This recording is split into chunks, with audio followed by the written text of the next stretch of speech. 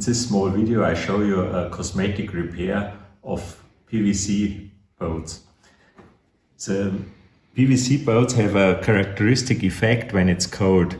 We have visible marks from the folding, and this whitening is a cosmetic defect which can be repaired when you lie the boat in the sunlight for several hours in summer, or if you treat it with a heat gun. I show you it's easy to repair and they disappear immediately. We have a heat gun and we come close to the